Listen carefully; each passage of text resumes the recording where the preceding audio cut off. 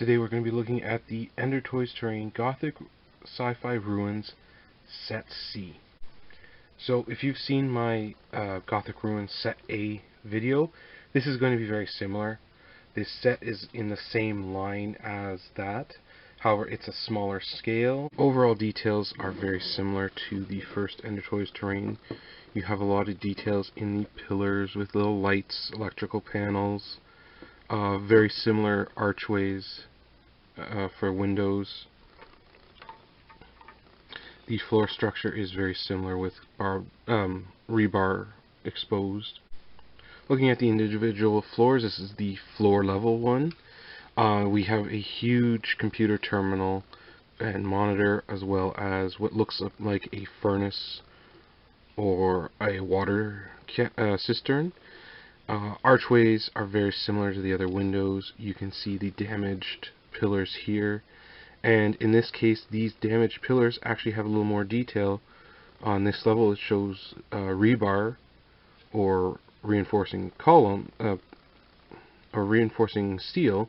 However, in the other ones on the second floor you can see what appears to be I-beams. You have equally visible rivets all along. On the outside you get what look like bullet holes or other battle damage, and it has the same similar vents and pipework on the outside as the first set. Moving on to the upper floor, the first thing you notice is it's a lot more open. There's less wall coverage compared to set A. You can also see more of the exposed reinforcements, so there's two iron pipes or rebar here, as well as what looks like an I-beam in this corner. We have another computer terminal, and we have lots of exposed rebar. You also have on some of the corner pillars what appear to be like a wraparound bracket that's exposed. On the outside, again, it's more battle damage, vents, pipes, and other details similar to the set A. So just as in set A, the lower floor has square pegs on the pillars that fit into square recesses in the second floor, allowing the two pieces to stack while still easily coming apart. Now, because of the different size scale, set C and set A will not fit, so you cannot mix and match, which is a little unfortunate. So you end up with very repeated ruins. However, considering it's only because of the scale, it's not a bad problem. And like the other one, both sets can easily be used independently to create two buildings rather than one large one. The one problem I have with this kit compared to set A is this central heating unit. As you can see, there's a pipe that seems to lead up from the surface of it into the second floor. However, when you look at the same spot on the second floor, it does not have a corresponding pipe or other detail, which it would have been nice if EnderToys terrain had continued it up through. However, I realize there are limits to what they can do. Now, this piece is most likely going to be used in a Warhammer 40,000 or Horus Heresy setting.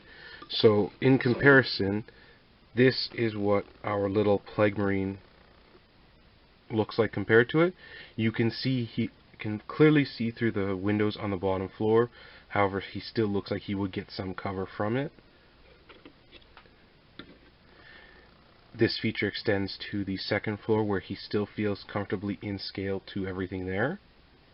Scale-wise, the pieces of terrain that be most similar are the Warhammer 40,000 Command Edition box set terrain. The simple push-fit terrain is actually at a very similar height and scale for each of the different floors. So I would comfortably play these two beside each other, and I think it would still feel like a very complete battlefield, and it'd be harder to notice the differences between these two sets compared to combining the Command Edition terrain with the Gothic Ruins set A. Now, if we compare this set to the original set A for Gothic Ruins, You can see set A is actually much taller and has a much bigger footprint. Again, this is partly due to the difference in scale. However, these do work together to look as a single unit. So you might want to have set A being something more of a grand building like an imperial palace, whereas set C is more of a run-of-the-mill building. Perhaps it's part of a warehouse or a factory. However, if you're trying to create like a urban environment or a Cities of Death campaign in Warhammer 40,000, both these will work well together to create this 3D massive city. So yeah, let me know down below what you think of this piece and if you would add it to your collection, and thank you for watching.